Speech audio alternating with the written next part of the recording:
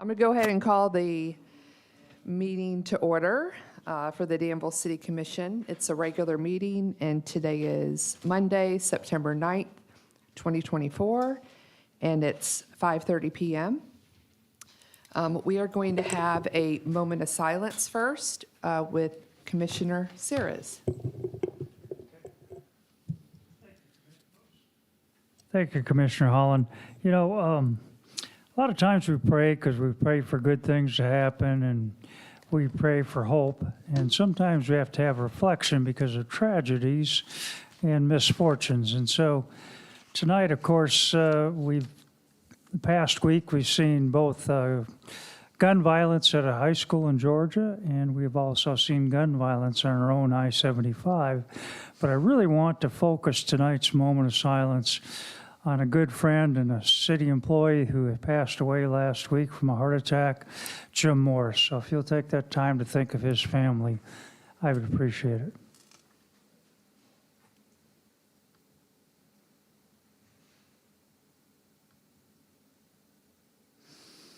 And thank you. Thank you, Commissioner Sears. Next, we're going to do the Pledge of Allegiance, and I have asked Joni House with the DAHB to come on up. No child appears. No. I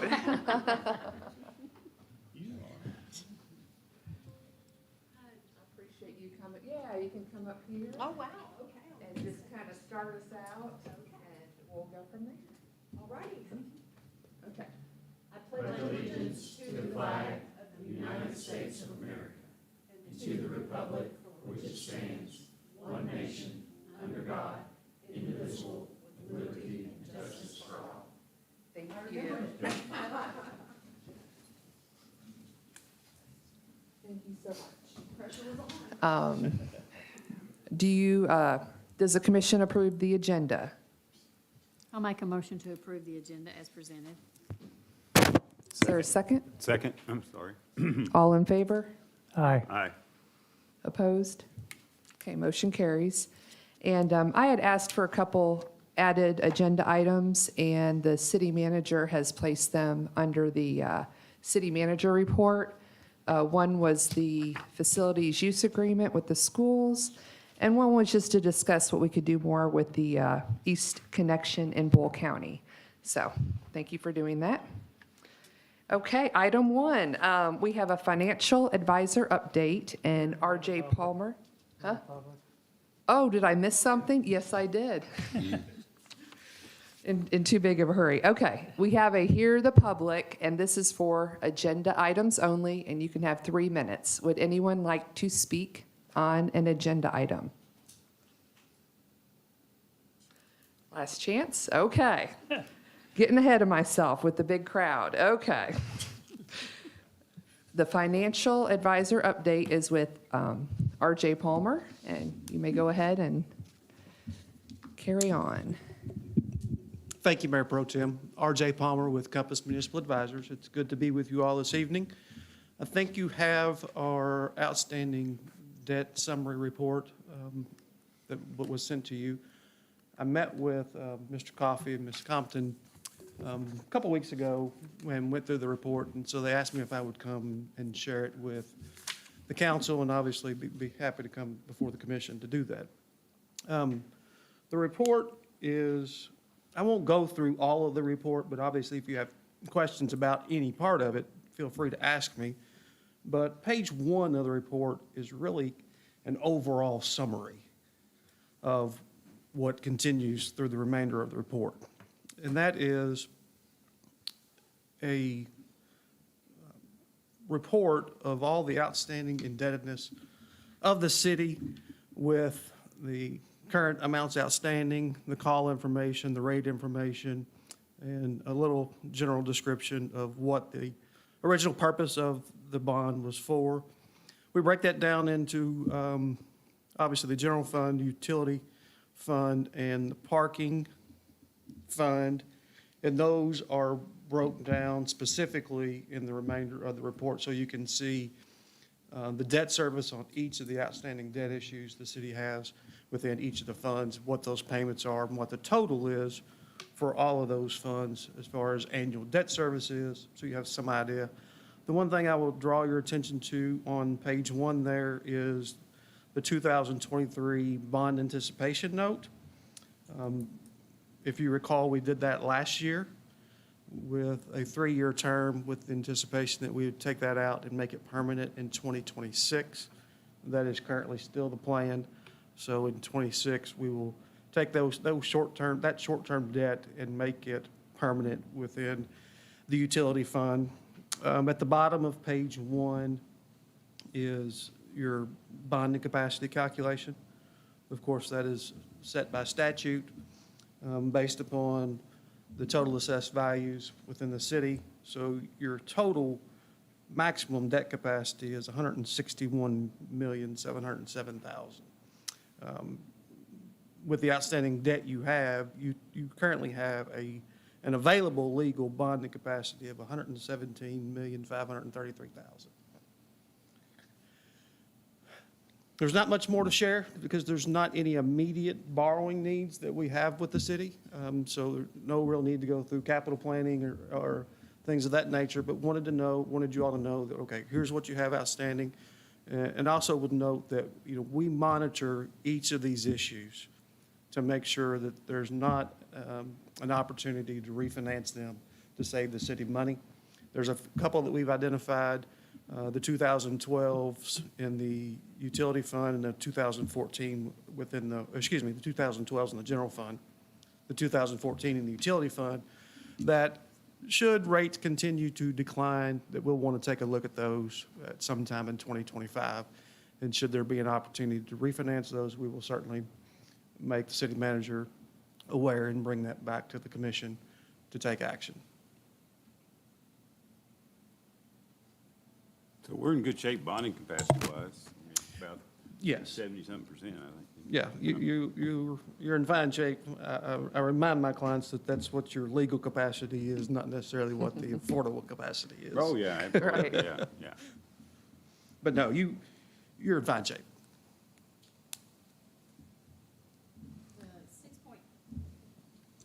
You mentioned the 2023 ban. It says utility fund, but then also description public works. Is that the bond for that's sitting out there for? Those were all the utility projects. It's various. There were quite a few that we included in that. I think their description, we can update that, but they are all utility projects. Okay. Any other questions? Thank you.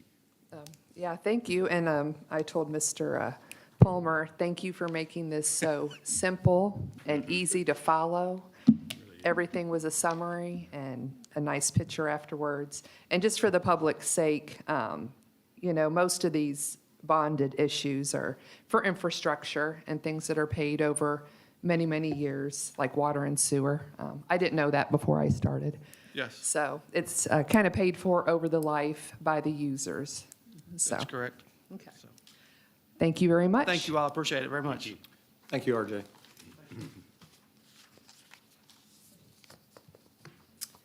Okay, item 2, Chair will entertain a motion to approve the minutes of 8/6 and 8/30/2024.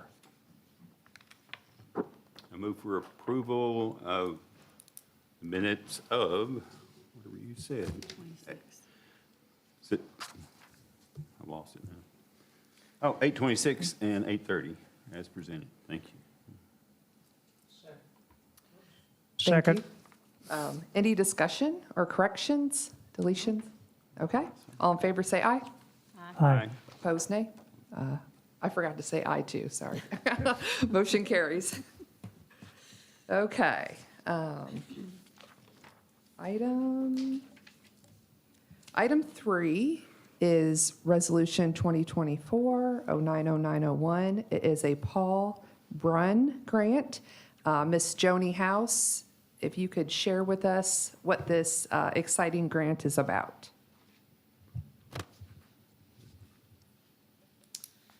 Good evening, Commissioners. I am Joni House. I am the staff for the Danville Architectural Heritage Board, And part of our charge is not only to protect the historic preservation in Danville and Bull County, but it is also to try to find funds to help protect that preservation in the county. And the Paul Brun grant is actually a grant through the National Park Service. Did you all have information about that in your packet? Because I brought copies if you need it. Yeah, we included Oh, this. okay, It's on the perfect, desk. Go ahead. perfect. So I have talked quite a bit with both the mayor here. I met with Commissioner Caudle, Earl a couple times, and I've also met with the mayor of Harrodsburg as well as their city manager. And the Paul Brun grant is going to be a regional grant through Mercer and Bull County. It could be up to about $700,000 for actual bricks and mortar construction and work on the structural elements of buildings. Because Boyle and Mercer now have certified local government programs, it made more sense to make this a two-county program with the Bluegrass Area Development District as the prime grantee, and then folks who own historic buildings within Boyle and Mercer County can, if we get the grant, if we're lucky enough to get it, then approach the Bluegrass ad with an application. And that application will have specific criteria. For one, the building has to be listed on the National Register, eligible for listing on the National Register, and the work will have to go through the National Park Service and the Secretary of Interior standards for restoration. This is not a matching grant. This is a bricks and mortar grant, and they're pretty hard to come by. So this would be the first time it would be awarded in the Commonwealth, and I don't know a better place to do this than in the two most historic counties, in my opinion, in the Commonwealth, Bull and Mercer County. We called it the City of First and the First City. So I met with the folks of the City Commission this morning in Harrodsburg, and this will be, I understand the resolution's ready for us tonight, and it will be on their agenda on the 23rd, and then we're going to move forward with the grant as quickly as possible with the Bluegrass Area Development's help. I'm happy to answer any questions that you have about it. When we talked earlier, one of the advantages of teaming up with Mercer is it improved our odds of being selected, so that. Absolutely, absolutely. Okay. That because we're both certified local governments, which Mercer County just did last year, received their certification for local government. So now we're right next to each other, and I think it'd be a great opportunity. And it does give us a whole lot more bang for our buck when we apply. Any other questions? Really appreciate you reaching out to the other surrounding, county and collaborating and increasing our odds. So thank you for Hey, we all want of to your get work. that, we want to get that money, bricks and mortar money. It doesn't come around very often, so. Let me move to accept Resolution 2024-090901. And do we have a second? Second? Any other discussion? Okay, all in favor, say aye. Aye. Opposed, nay? Okay, motion carries. Thank you. You'll see Joni. me as we move through the process, so thank you all very much. Okay, thank you. How do you like your new desk in planning and zoning? Hey. So far, so good. Yep, yep.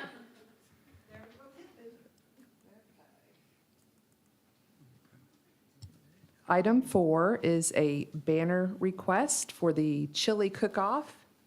And I'm going to pull it up here. My computer's a little slow. It says it's September 28th, and the Kiwanis do this charity. If you've ever gone, it's a great time. So do I hear a motion for the banner request? Approval?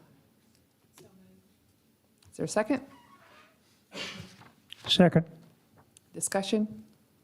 All in favor, say aye. Aye. Okay, motion carries. The next is the second reading of ordinance 2036. It says commission, but would Ms. Phillips be reading that? This is the second reading of ordinance number 2036, an ordinance of the City of Danville, Kentucky, amending Article 5 of the zoning ordinance, Bull County, the cities of Danville, Junction City, and Perryville in order to incorporate rules and regulations pertaining to medical cannabis.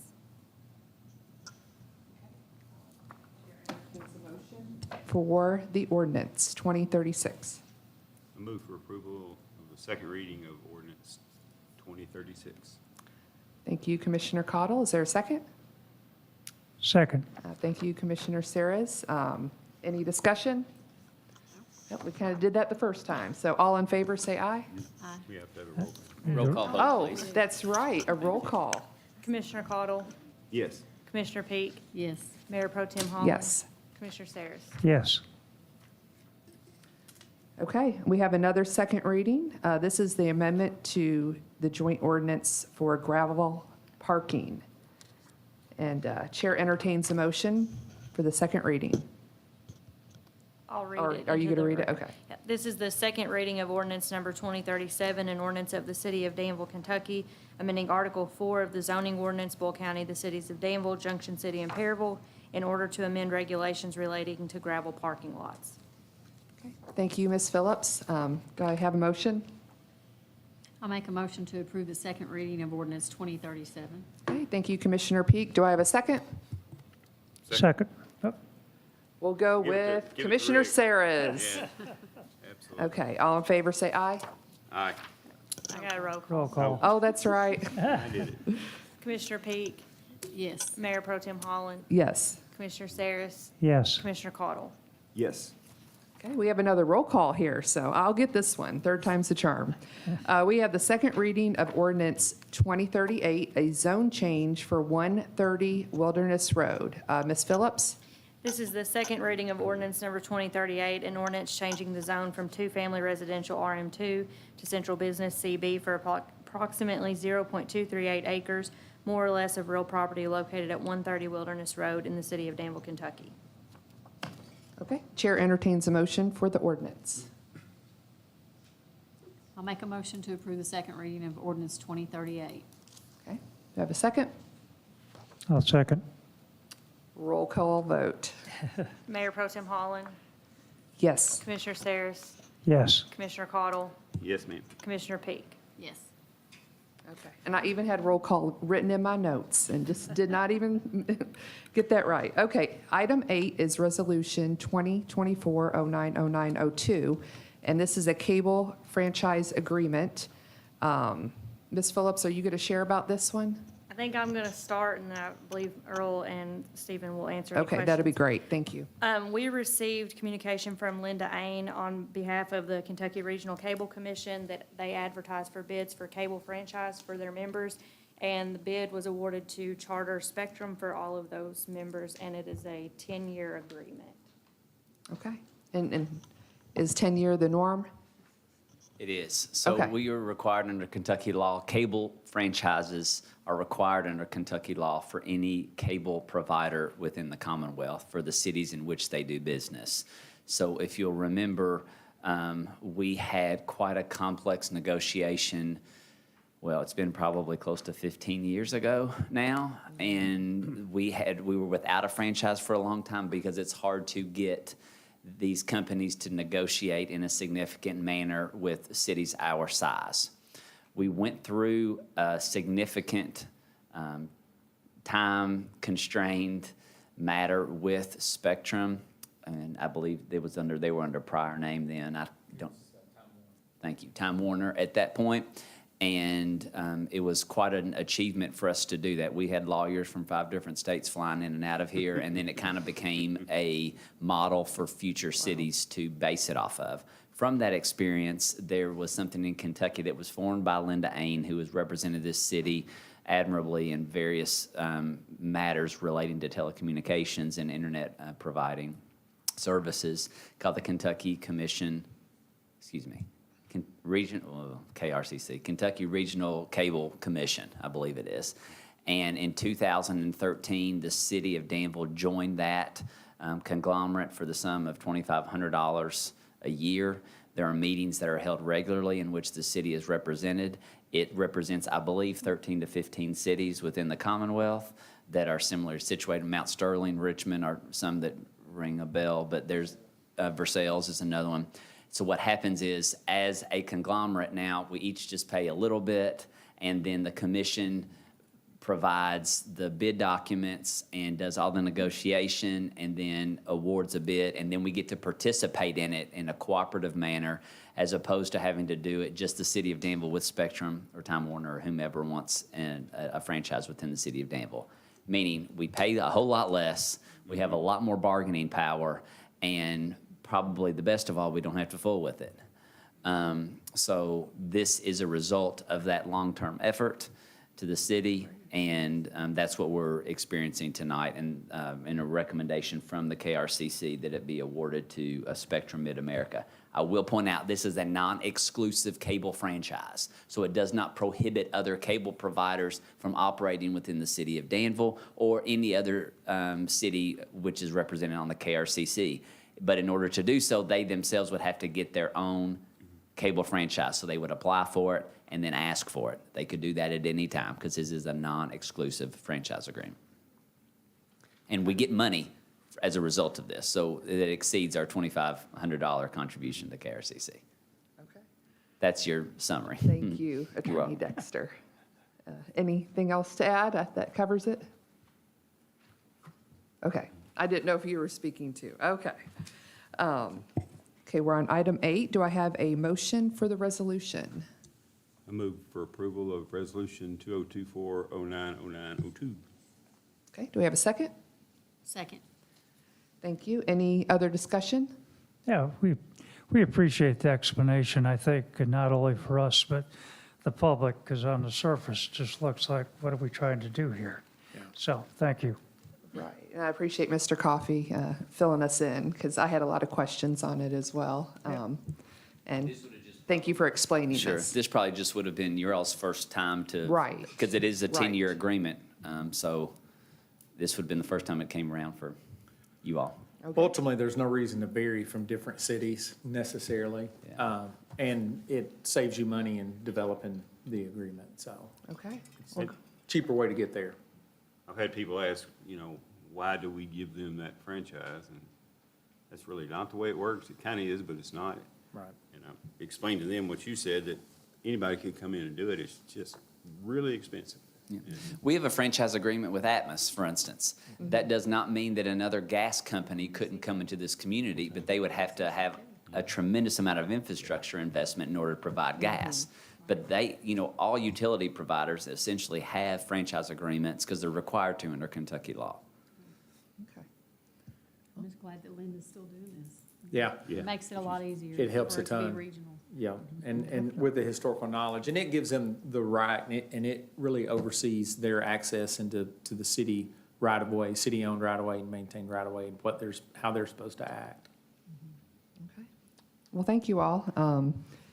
We have a motion and a second, so all in favor, we say aye. Aye. Aye. Opposed? Motion carries. Item 9 is a resolution for the airport grant agreement. Mr. Coffey? Thank you, Mayor Pro Tem and Commission. We are presenting you with the resolution authorizing the signature on a grant agreement with the FAA and the Danville-Boyle County Airport Board through the city. The resolution is 2024-09-0903 and authorizes the signature on the attached grant agreement, which is for airport and to fund the airport improvements identified on the list. In this case, it's to close out Phase 1, but also to do a component of the airport master plan. The total value of the grant will be $1,216,955. That's great. Did the airport board seek the grant? Or, Yeah, yes, and essentially, yeah, it's done through the FAA. okay. Yeah. Okay. Do we have a motion for the airport grant agreement? I'll move to approve Resolution 2024-09-0903. Thank you, Commissioner Saras. Do we have a second? Second. Thank you, Commissioner Cottle. Any other discussion? This is very exciting news. And, our airport is growing and just developing. So all in favor, say aye. Aye. Aye. Opposed? Okay, motion carries. Next item is number 10, the city manager report. Mr. Coffey? Thank you again. We'll begin with the bypass development work. You can see Kinder Morgan and the developer they've began working on the access road. And so we expect that to take probably 3 more weeks or 4, somewhere in that range. The next commission meeting is September 9th. September 13th, this Friday, is the Employee Recognition Day. We do have a change in that. We're going to move that to Jenny Rogers, it looks like, because of the weather forecast. So Okay. we'd like you to note that and make sure that's on your calendar. September 17th is United Way Day of Caring. We would like to participate in that with heavy request of city staff to take time. And so we'll look at that this week and get an email out and start to coordinate that more thoroughly tomorrow. But we do want to encourage city staff and to participate and do volunteer effort on that day. The commission meeting is September 23rd, and then the KLC conference is the 25th through the 27th. We have met with the schools. We continue to develop those facility use agreements, but I would like to clarify some things. That is a little bit not descriptive enough. The schools are really one of your community partners in youth programming, and so I would like to characterize the agreements not just as a facility use, because we do use their facilities as much as they use the cities. We use their gym space, for example. But really, we're trying to figure out a way that they can be partners kind of in the operation programming side, probably on the Parks and Rec Committee side, and so that we can more directly have a link between the youth in the school districts and the programmings that we offer. So we're trying to refine that. So it's not as clear as just a simple 2-page document that we are navigating, but we did have very positive meetings with the school folks, and we look forward to continuing that. We're hoping to have something towards the end of this month. If not, we would look for something in October for sure, towards the beginning of the month, to talk about that. So we would like to be able to say we can have it as an agenda item in 2 weeks, but understand that's our goal, but it will probably be 2 weeks after that as a fallback. Okay, when the agreement is completed. When we think we can get something towards the table then, yeah. Okay. And what schools are included? Danville and Boyle County. Okay. And So not for example. DCA? Okay. Not yet. We Okay. will meet with them. There are some conversations they're having about the same topic, but not yet with me and their director. I think Josh has been working with some of their folks. And really, so for example, I know that we're talking about a park in Junction City, and I know that there was some talk about doing something at the elementary school. That can be very frustrating for a citizen that doesn't understand that, yeah, Junction City has a lease on that, but it's a lease.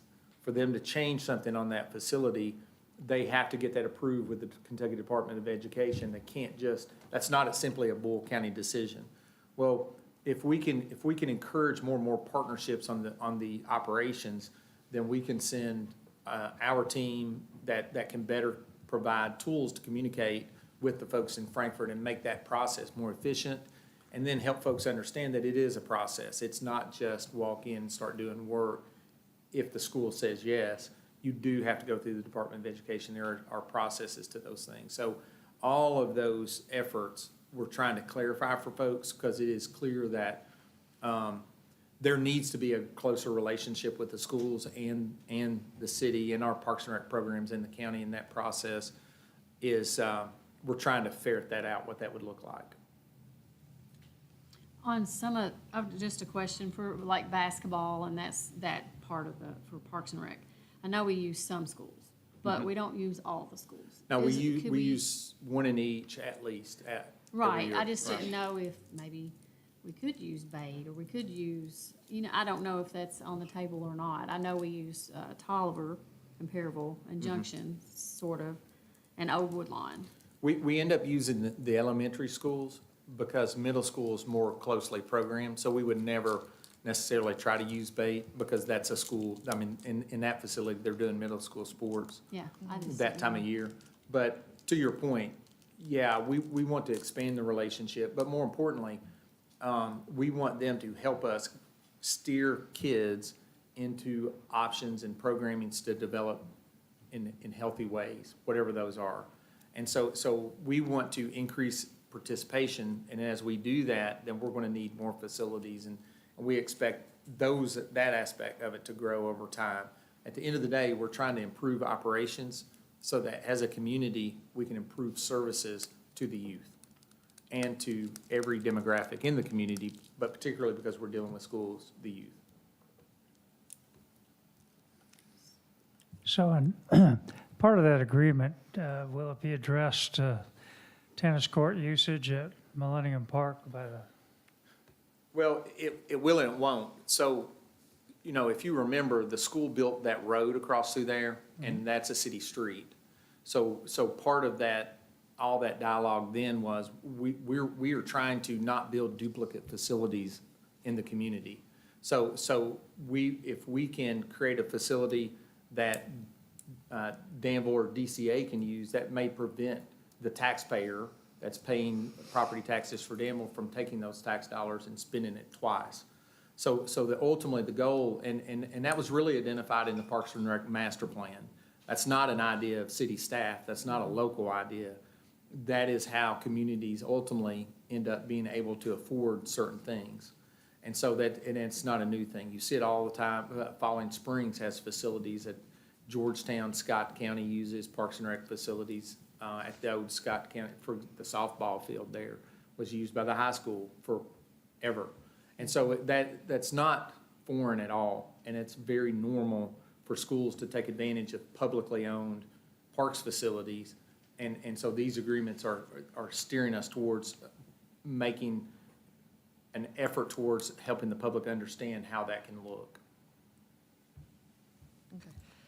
And when it's completed in 2 to 4 weeks, could you send it to us quite early before the meeting? Well, if there's time, just Yes. so we can really digest it. This is something I've been asked about even before Commissioner Sarah's and Commissioner Peak started.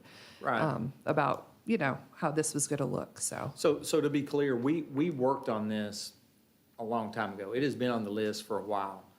The schools did have turnover in superintendents. I found an email from the previous superintendent, Ms. McDonald, Dr. Ross, and I had an email where we were, essentially, he felt like there was opportunity that in facilities that the school owned, that the city perhaps through Parks and Rec could manage in the summertime and open up for users on the east end of the community. So there was a lot of good going back and forth, and then Dr. Ross left. And so it was, last summer, we were trying to let those folks, and when you get new superintendents, they begin with, okay, we need to make sure we have all our teachers hired, not, well, let's go back to this agreement with the city on Parks and Rec. So it was a low priority for those folks, and we correctly let them do it. Then I was in my accident. So we have lost a lot of time, but it's really just because of the chain of events, not because the school was being obtuse or we were being lax in addressing it with them. We began with giving them an opportunity to get settled, and then the turn of events. So we've picked that back up this summer. Schools are engaged. We've met with them a couple of times, and we do think we'll be productive. Great. Yeah, this is great news. And I appreciate the explanation because I've just been asked a lot about it. Any other questions about the? Do you think could the day camp use maybe the schools in the summer? Where we need more space for. Well, they provide some buses, and Yeah, well, yes, we are looking for more opportunity. And when I say the Parks and Rec Committee, we would like each school district to have a representation on the committee, so that when we're talking about summer programming, we're making that better, instead of us trying to invent things just as Parks and Rec staff when we've been dealing with baseball leagues and trying to get everybody signed up. Maybe you can come up with a better idea, and instead of servicing 100 people, maybe you service 200 people by doing that. That's our goal. And it's like I said, we are at capacity in a lot of different, if you've been around me, you know why we've talked about that. We are at capacity in a lot of different systems in our community, right? So we need to increase the capacity to provide services because our population is grown. We have nearly, I think the last count was about 3,800 kids, middle school age and younger, right? So what are we doing with it? So when you look at the utilization rate, like we always talk about it with what was communicated during the Parks and Rec master plan was our pool is maxed out at 185 people or 87 or whatever the number is. And it would be wall-to-wall people in the summer, and everybody, for a period of time, we would look at it, we would think, well, we're fine, our pool's good. But then when you look at your data, at 3,800 kids, we're underserved 20% of that population. You're looking at 800 kids that that are seeking an opportunity to swim in the summer. We only have the capacity for 187. So that means you're making 600 people in your community go somewhere else to look for that summer activity, right? And they're going to do that. That's just the statistical nature of it. And so I know when my kids were young, we would do different water parks, and I could go to Juniper Hills in Frankfurt, and I would see half of Danville there. And then that's whenever I began thinking, I was like, are we right? And then so that, sure enough, when we did the Parks and Rec master plan, you start to see how bad under capacity you are. And that's a system-wide thing. We don't have a middle school baseball field in Bull County capable of hosting a 15-year-old league, and that's municipally or county-owned. There are 2 fields that are the school's own, but they're not part of our relationship so that we can utilize that for a 13-year-old league, 14-year-old league, 15-year-old league. We don't have that. If you are a 15-year-old, so our Parks and Rec system is guided towards 12-year-old kids and younger. Okay, once you exceed 12, we depend on the schools for those activities. So these agreements enable us to make that better and to develop our system better. Yeah, and City Manager Coffey, I really like how you touched on the partnerships and how you've been proactive with doing the partnerships. I remember when the master plan came out, and that's just going to be a winner for the taxpayer and the whole community. Well, and there's So- other partnerships to be gained. We know we need to talk to DCA. Right. We know that Junction City, we want to encourage Junction City, has got a population that's growing. We want to make sure we engage with those folks. We think they should be part of that joint operations agreement as much as the city. Same thing for Perryville. As they're actively talking about wanting a park, as citizens have verbalized to me. This just gives us an opportunity, if we can get them to join us, then we can send staff that we're already hiring, that Tommy, for example, we can send them in there and help brainstorm about what that would look like and see if we can arrive at a good conclusion and really continue to develop Parks and Rec throughout the community, as we should, frankly. Okay. Were there any other questions on that? Okay. Before you leave this topic, because you got project updates, are we still going to have at the next meeting an update on Bunny Davis costs of renovation and pickleball? Is that still going to happen? We will, it looks like we'll have the pickleball study ready for the next meeting. That's our goal right now, to take it to the Parks Committee and talk to the picklers and talk to everybody before the next meeting, because we met last week and they had it pretty close when we met on Friday. But they're making a few changes this week. We'll meet with everybody next week and hopefully at the next meeting have it ready to present to you all. The pool, we meet about the pool on Wednesday with the consultant, Wednesday morning. I'll know more after that about our timeline. I don't know if we'll have much on the 23rd, but I think early October we'll have something to bring to you all at that point. But I think they want us to make some decisions Wednesday that will drive their cost estimating after that. So I'll know a lot more after the meeting Wednesday morning. Okay, thanks for the update. Yes, thank you. We don't have an update on wayfinding, and it might not be a future commission meeting necessarily soon, but we would like to let you know that we're going to work with the sign and VFW. There are some, they get a lot of visitors into the post there, and so we do have a slot that's open on that sign. So we're gonna have some addition to that sign that indicates VFW and the location, the turn for them on the bypass for folks. That was a request of them because they do see, especially with a new R-cut, They do see some confusion on folks trying to get there. They do have, like I said, a lot of visitors that cycle through. But we don't, what Josh and I was talking about as we were discussing that, we were going to proceed with that. And then, but in the future, as changes occur to those signs, we need to contemplate what process would look like to get there. And I'm not sure when they would change or why they would change, but when a request is made to add or subtract, we need to put a little structure to that, and I know that we're not there yet. So I would just like to point that out, that we're going to add VFW to that sign, but then we'll continue to think about whether or not that needs to be a change to the agenda at some point in the future. Lee, do you have a chance to update us on the audit for a minute from what I had the other day? Yeah, they've given me their final list of their few pending items. They have said they should have a harder timeline in the next week or so. I think unfortunately it's taken longer than they anticipated. For a couple different reasons. One, it's a first-year audit. Those are always a little bit unknown on their part, just because they go into it knowing what our budget looks like and what our previous audits look like. And so the details are a little bit harder for them to pin down a good timeline for. They also have to create the city essentially from scratch. And then I think they've had some staffing, they've been able to pull in some staffing from other states remotely, things like that have helped. So I'm supposed to hear back, we've got a call scheduled this week for a updated, hopefully to have an actual date of draft and issuance.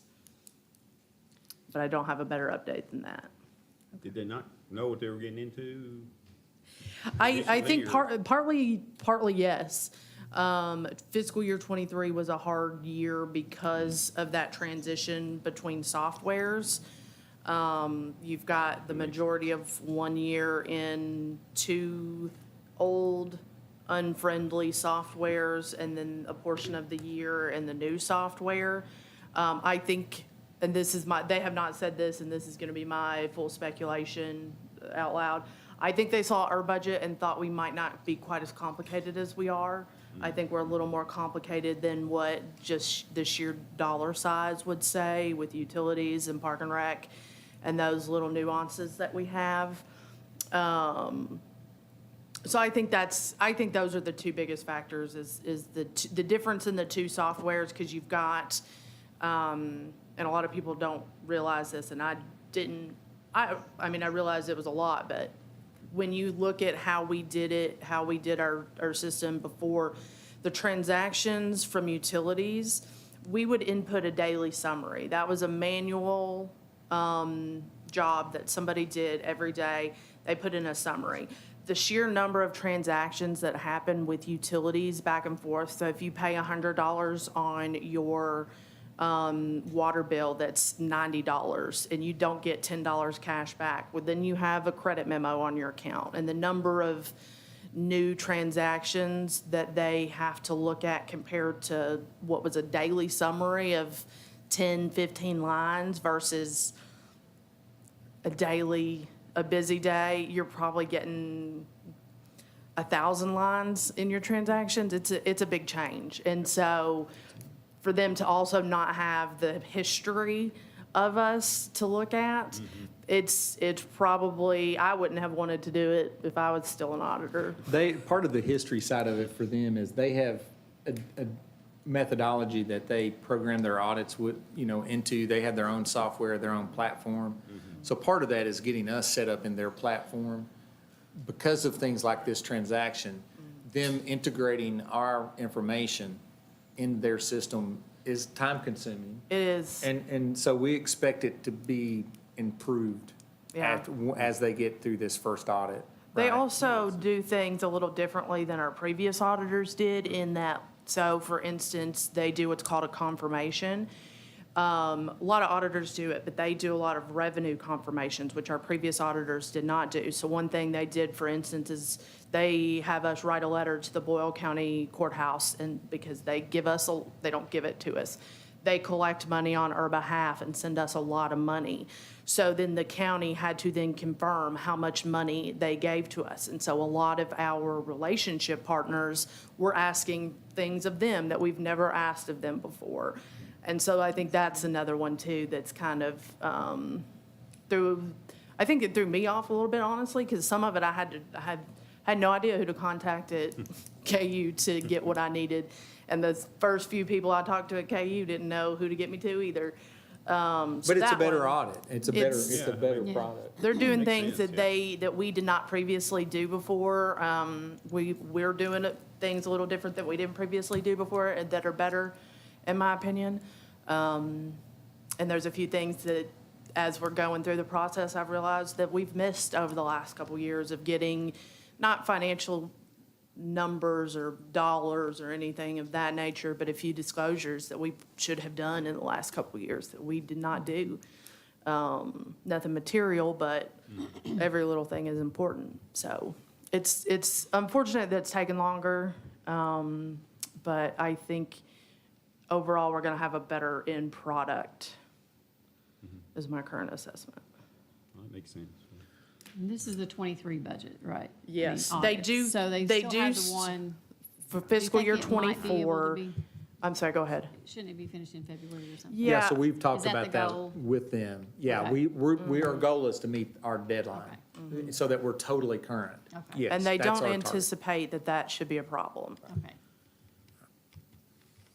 Yeah, and this being the first one, I'm good with them taking their time to Oh, make yeah. sure that everything's aligned and whatnot. Now, so the next thing is, I want to skip down a couple and just say, congratulations to Josh Morgan and the Palmer Engineering Group and the folks that weighed in with Josh. It wasn't just Josh sitting down there being a narrator, but he has asked for some opinions. But I don't want to underscore how unique it is what Josh accomplished. And I think only having folks as gifted as Marshall on some of the grants that we've gotten with the utility and some of the things he's doing, some of the things that Josh is doing with we got a $12.26 million highway safety grant to improve our South Danville bypass. So now, there's not many cities that get that. In fact, there's only a handful. And so when we went to Washington, when we talked about meeting with the Department of Highways, this is what we were trying to accomplish. And so we didn't pay a lobbyist. Remember, we talked about doing that ourselves. And so that worked this time. And but I want to give credit to Josh and the Palmer team for what they did in aligning the application with the grant objective. And so that we scored high. And then the effort we went through, and we were supported by KBT in Washington. They went with us to the Department of Highways, and we spent time with their staff, and we walked them through what we were doing, where we're at regionally, so that they understood our transportation needs are not just local streets, right?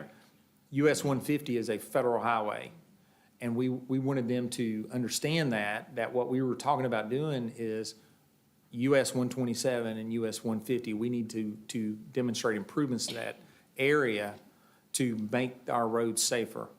And so they agreed with that, they understood it, and it was a good lobbying effort on Josh's part. When we went to Washington, it was well organized. Josh did a good job with making sure our appointments were there. We had the right people in the room, as evidenced by the award. And I just want to, again, take a minute to reflect on the fact that we got a $12 million grant, and that was very well done on his part. And so we probably should look towards traveling to Washington more often. And so we'll continue to consider that. And I do think that it is evidence that it pays dividends. Awesome. There you go, Josh. And it makes a difference too, when you go in person. Yeah. I mean, I So thank you both. That's awesome. So then, the next thing we're looking towards is the East Danville Connector, and we want to continue to build local support for that and local consolidation around the idea so that we can get some support. We will can work on that diligently through the fall in hopes of having that progress. Design money for the road has been allocated. So we want to encourage the Transportation Cabinet. We want it to continue to get local support behind that project going forward. The design money, we need that money spent. We need the design completed. That helps us do things like seek grants. So the state has put 2.5 million plus or minus into the project right now. That is a significant investment, and we don't want that to sit there for 5 years before something happens with it. We want to continue to show progress, and we do want to beat the bushes for the funding to push that thing into construction. Thank you. Yeah, and when JH is back next week, I think he wanted to hear about that too. And if we can all brainstorm, I've talked to a couple of the commissioners, different things we can do, just to be more proactive and reaching out to our representatives and that type of thing. Yeah, we'll have a pretty good push on this road this fall. Okay. Any other items? Nope, not unless you all have a question. Okay. Commission, any other questions? Okay. Thanks, sir. Thank you, City Manager. Lots of good news, great things. Next item is Hear the Public, and this is the public's opportunity to take 3 minutes at the podium to share what's on your mind, not on the agenda. Does anyone want to come forward? No? Okay. Going once, going twice. Next is commissioner comments. Lots going on. Go ahead, you guys. You go ahead. Rick's got it. I got just a brief comment. I'm not going to comment so much on the block party because I showed up towards the end. I'm pretty sure that one of you all over there could probably talk more about it. But what I heard as we wrapped up, it was very, very successful. So you may want to elaborate on that. I do want to make the comment that our Boyle County football team went to Ohio and played a game well enough to win it, and it gave us some national attention because it was televised. I don't remember which platform it was on, but I watched it on TV at Morley's. So it was, and they specifically had a screen came up, where is Boyle County High School, Danville, Kentucky. So we got some national exposure there. That's great. Yeah. Beat the 12th best team in the country. 38-21 maybe, so. I just wanted to, I guess, shout out to Center for stepping up for Danville High School. Their football games have been up there, 2 weekends in a row because they've had something going on at their schools, I guess. So that's a great community effort that everybody working together. I have a question. Boffman Sidewalk Project, where does that stand? Boffman Sidewalks. Yes, the design is complete. It's at the grant office for like environmental review, right-of-way review. We're still targeting spring for construction on that. We were hoping we could maybe get started this fall into winter, but it's been kind of quiet getting our reviews back. So I think it's going to be spring before we break ground on it. That's good. If you can just get that out. People ask, so I thought, well, maybe if you tell them that would help. And then thanks for the police department, like on the response for all the things that are happening and the concerns in the schools is for today and all the time, actually, but just especially today with everything going on. So. Okay, thank you, Commissioner Peak. Any others? I had a few written down. Of course, Constitution Square is this Saturday, 9 to 5. Downtown Downbeat, I was not able to attend, but it was a really great weather. I don't know if anyone here was able to attend. Yeah, I was there. It was good. Great, great. Live music downtown Danville, using the sidewalks and walking to the restaurants. Also, if you saw the blue shirts in Danville, there were 400 new center freshmen roaming and 27 transfers. They're delving to Danville, so that was a lot of fun. And one other just comment thing, I had somebody from Grace Cafe, they have a food truck. I guess I could talk to the city manager. And the food truck can't really set up in the areas that have food insecurity. So I don't know if we'd want to look at our food truck ordinance. It's more set up for profits versus nonprofits. They could only go where the for-profits could go to on those two roads, but not serve the other communities. And I know when they had first asked, Bridget Lester had given them the okay.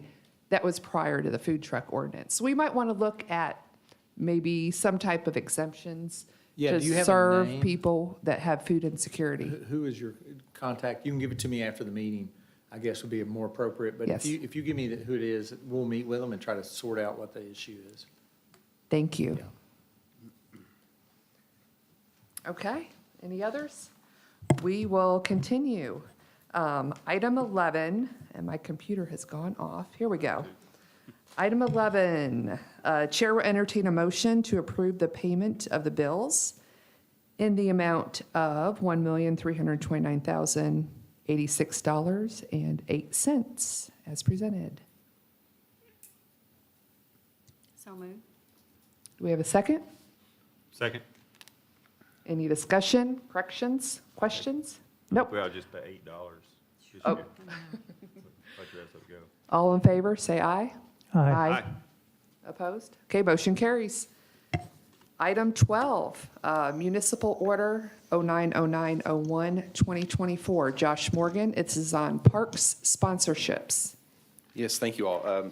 You have a municipal order in your packet that reviews our processes for taking sponsorships through the Parks Department.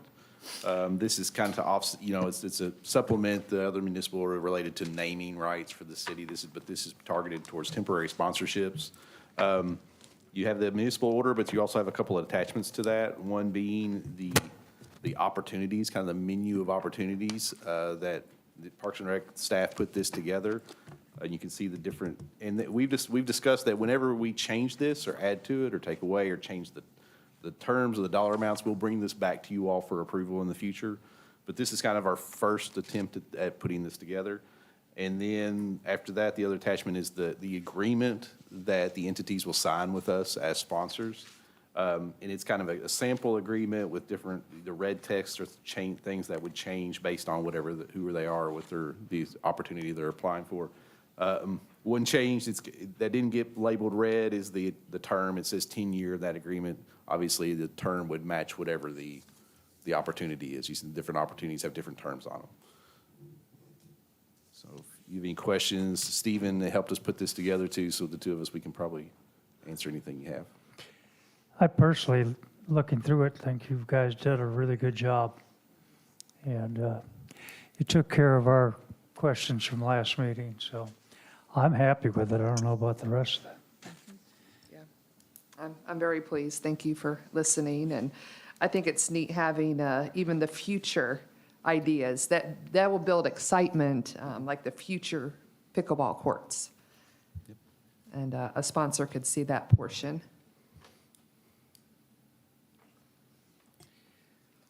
Okay, do we?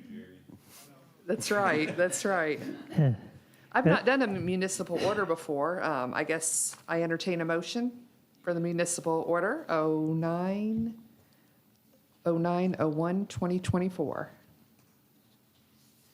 Approval of, turning my microphone on, of municipal order 090901-2024. Thank you, Commissioner Cottle. Do we have a second? Second. Okay, thank you, Commissioner Saras.